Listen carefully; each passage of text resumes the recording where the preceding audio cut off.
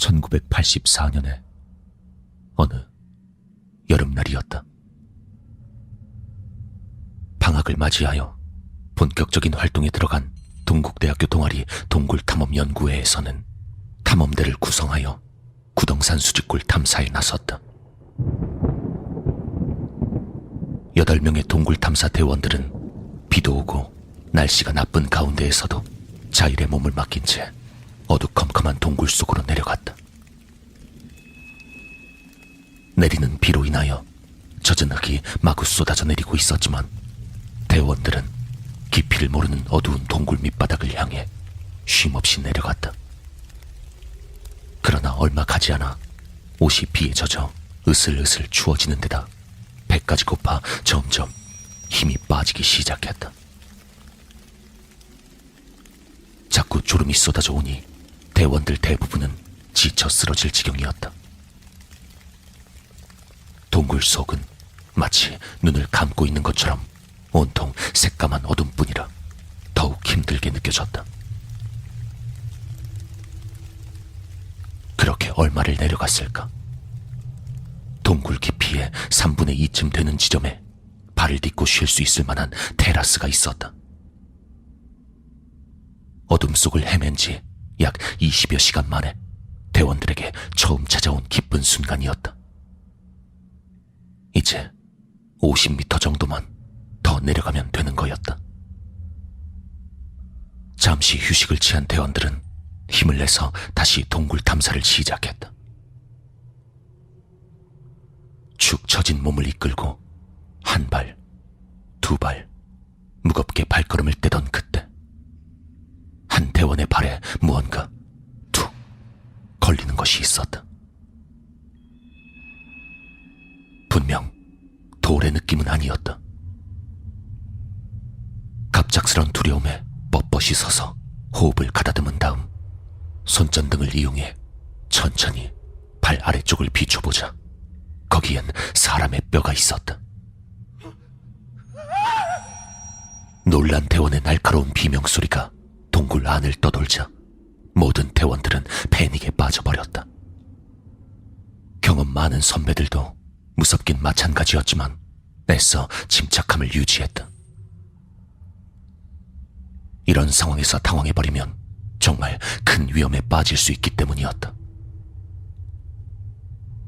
겁에 질린 후배들을 다독거리며 일단은 계속 탐사하기로 했지만 어쩐지 불길한 예감이 가슴을 파고드는 것 같았다.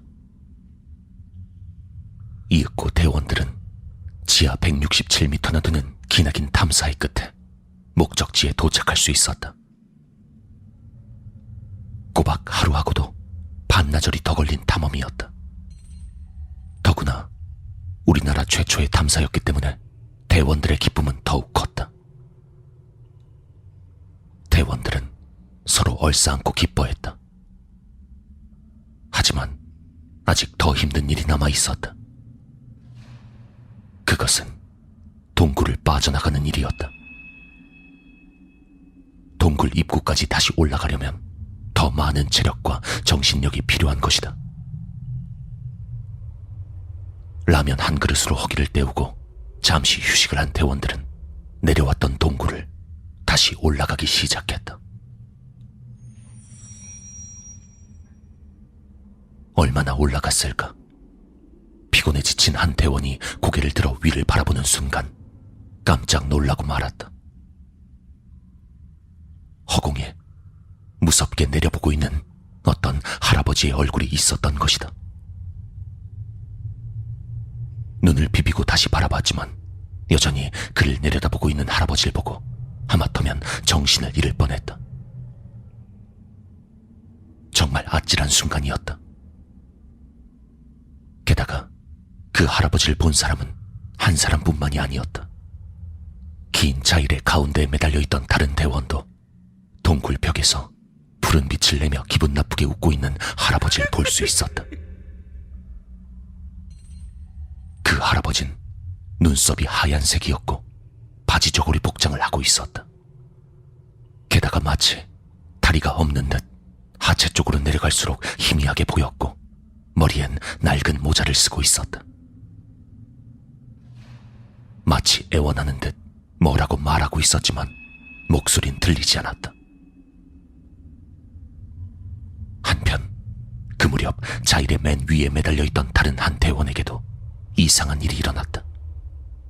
갑자기 어지러워지며 아무리 정신을 차리려 애써봐도 머리만 지끈거릴 뿐 꼼짝도 할 수 없었다. 그가 할 수 있는 것이라곤 그저 자일에 대롱대롱 매달려 있는 것뿐이었다. 올라가기 위해 있는 힘을 다 써봐도 뜻대로 되지 않았다. 힘을 쓰면 쓸수록 더욱더 어지러워지기만 했다. 뭔가가 자꾸 머리 위를 빙빙 도는 듯한 느낌에 손전등을 비춰보니 다른 대원들이 봤던 그 할아버지의 모습이 바로 코앞에 있었다. 말도 안 돼. 이건 환상일 거라고. 이게 뭐야? 너무 지쳐서 잠시 헛개비를 보고 있는 거라고 되뇌이며 환상이야. 정신을 집중하기 위해 두 눈을 꼭 감았다. 이게 현실일 리가 없잖아. 그런데 어느 순간 발 아래쪽 어둠 속에서 여자의 간드러진 신음소리 같은 게 들려왔다. 다른 대원들이 장난을 치는 거라 여기며 아래쪽을 비춰보았지만 분명 대원들의 소린 아니었다. 그때 대원의 눈에 하얀 소복을 입은 여자가 머리를 풀어헤친 채 커다란 통나무에 눌려 허우적거리고 있는 모습이 들어왔다. 그 여잔 마치 아픈 것처럼 몸을 이리저리 비틀며 도와달라는 신용을 하기도 했다. 그러다 어느 순간 갑자기 동작을 멈추곤 그 대원을 째려보았다. 평소 담력이 세다고 소문이 난 대원이었지만 그 상황은 정말 믿고 싶지 않았다.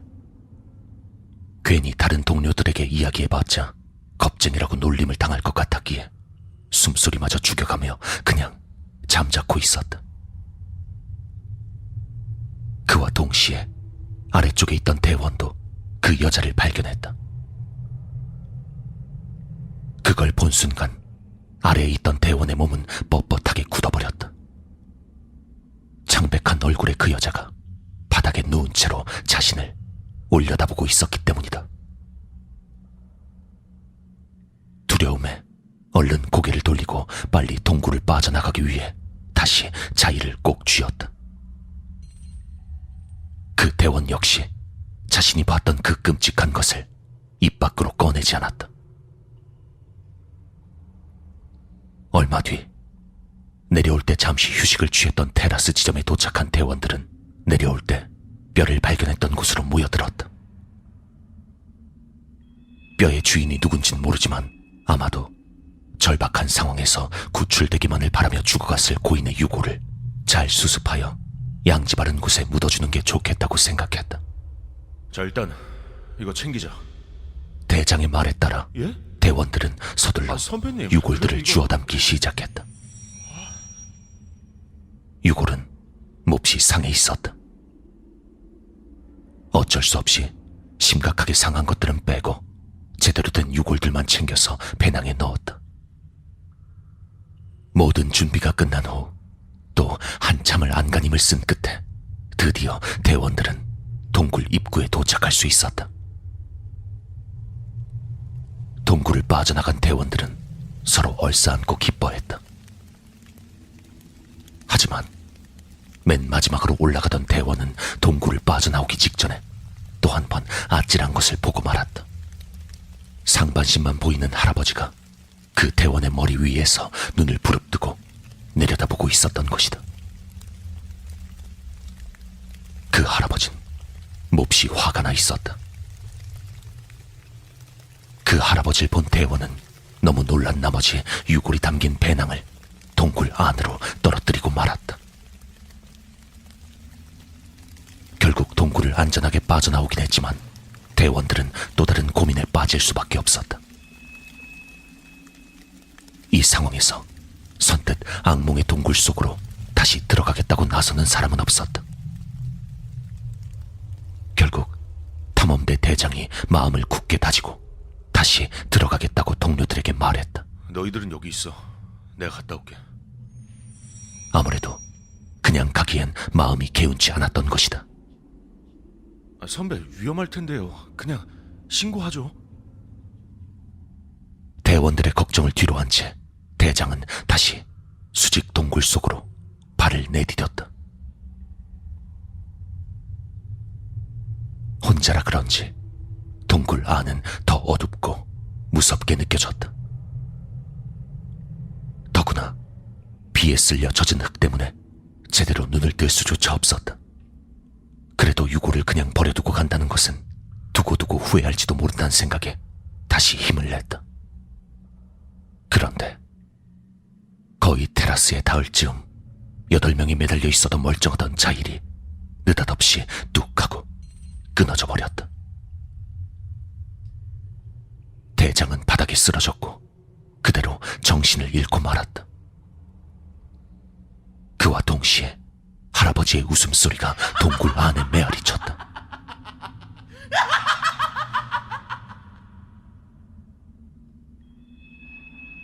그렇게 얼마간의 시간이 흘렀다. 동굴 어딘가에서 한 방울 두 방울 똑똑 떨어지는 물소리에 대장은 힘겹게 눈꺼풀을 걷어 올렸다. 하지만 눈앞에 펼쳐져 있는 거라곤 깜깜한 어둠뿐이었다.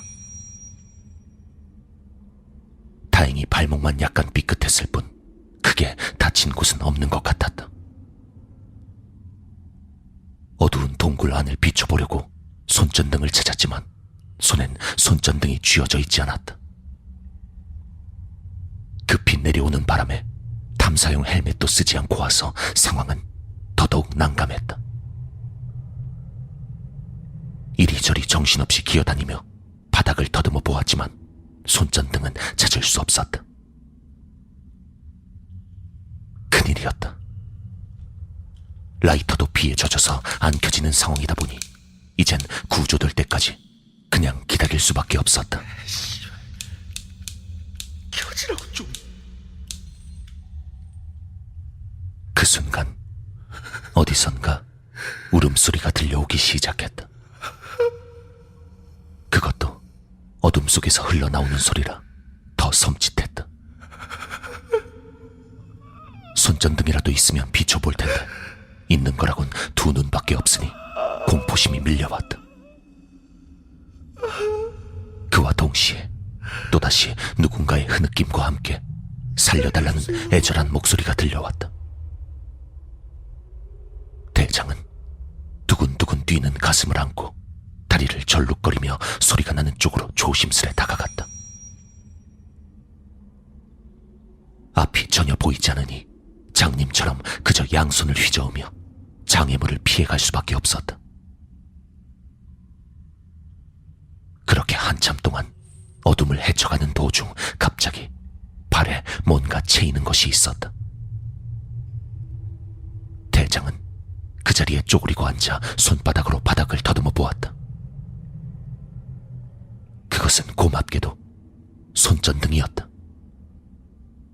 그러나 건전지가 거의 닳아선지 불빛은 매우 약했다. 그때 아주 가까운 곳에서 뭔가 바스락거리는 소리가 났다. 대장은 덜컥 내려앉은 가슴을 진정시키며 그쪽으로 손전등을 비춰보았다.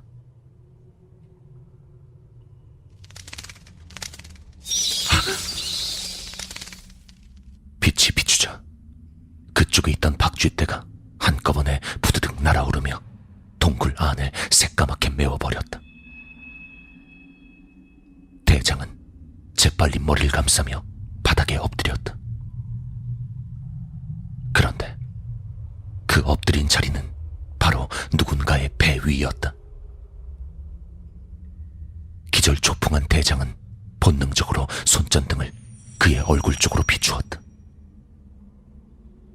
그 얼굴은 앞니가 엉성하게 박혀있고 눈썹과 이마가 없었다. 바로 동굴을 빠져나갈 때 대장을 호되게 괴롭혔던 그 할아버지였다. 대장은 비명을 질러대며 정신없이 달아나는 수밖에 없었다. 그러나 얼마 가지 못해 돌뿌리에 걸려 다시 넘어지고 말았다.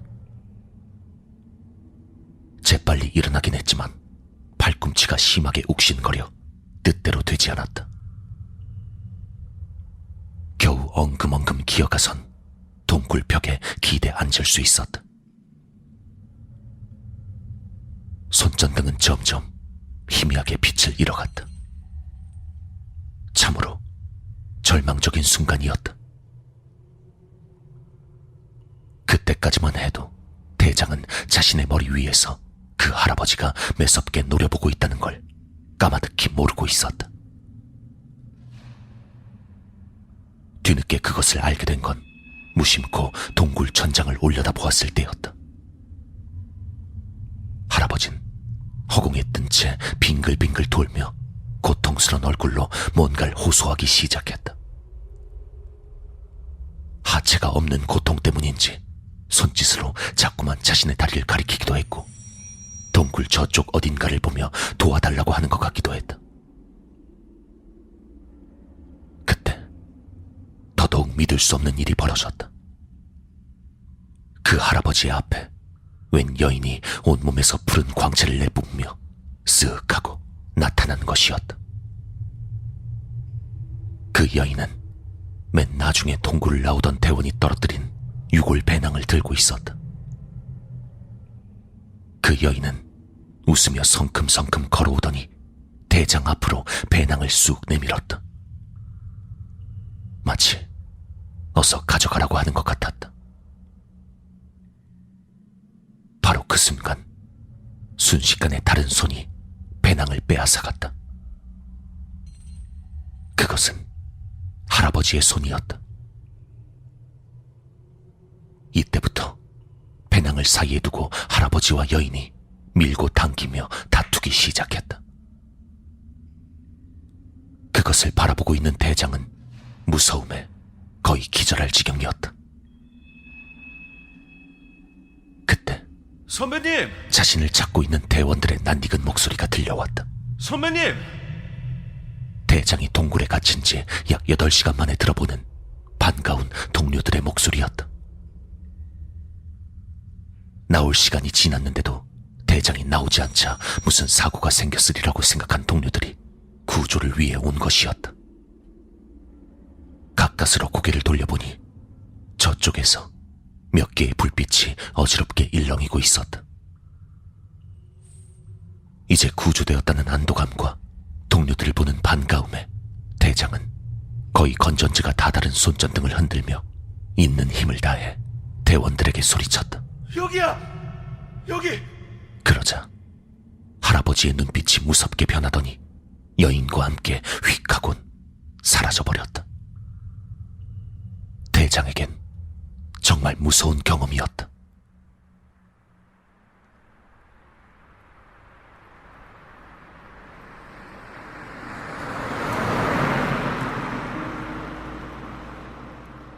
무사히 서울로 돌아온 일행은 가지고 온 유골을 분석했다.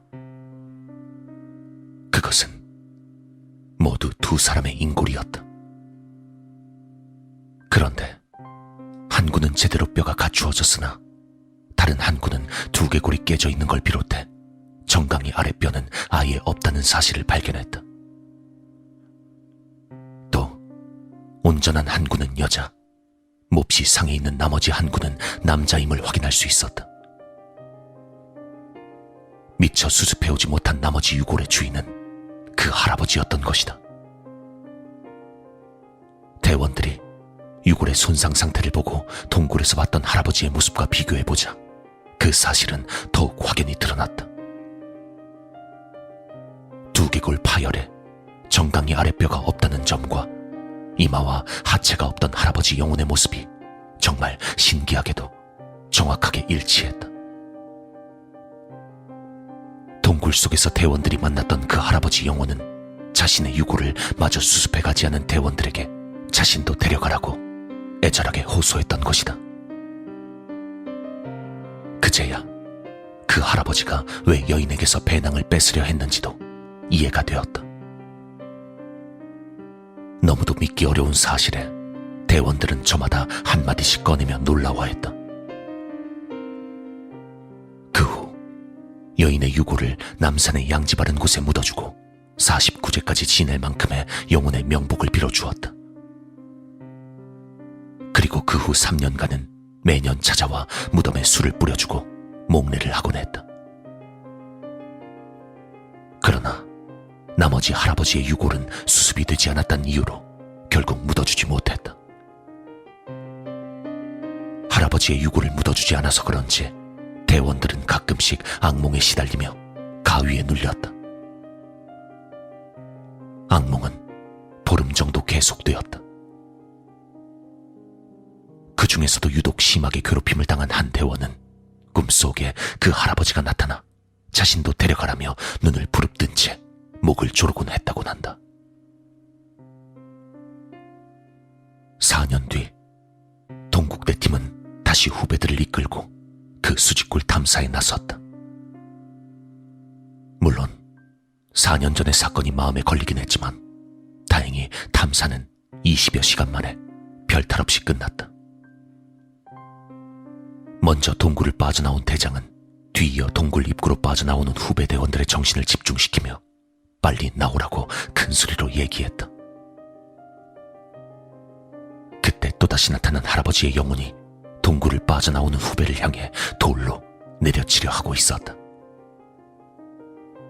놀란 대장이 위험하니 피하라고 그 대원에게 소리를 치자 그 소리에 할아버지의 형상은 한 번 무섭게 노려보더니 스르르 사라져버렸다. 대장은 너무 놀란 나머지 그대로 주저앉아 안도의 한숨을 몰아쉬었다. 그제서야 대장은 이번에도 동굴에서 할아버지의 유골을 가져오지 않았음을 깨달았다. 구덩산 수직굴 지하 167m. 단 한 지점도 편하게 걸어서는 탐사할 수 없는 최악의 조건. 그곳에서 있었던 탐사 대원들의 신비한 체험은 아직도 풀리지 않는 불가사의로 남아있다. 대원들은 그 이후에도 몇 번이나 그 동굴로 들어가 그때 미처 수습하지 못했던 할아버지의 유골을 찾아봤지만 토사가 너무 두껍게 덮여 있어 끝내 수습에 실패했다. 과연 지금도 그 동굴에 가면 할아버지의 영혼을 만날 수 있을까? 대원들은 물론 볼 수 있으리라 믿는다고 한다. 또한 실제로 다른 탐사 대원들 중에는 최근까지도 그 영혼을 보았다는 사례가 있다.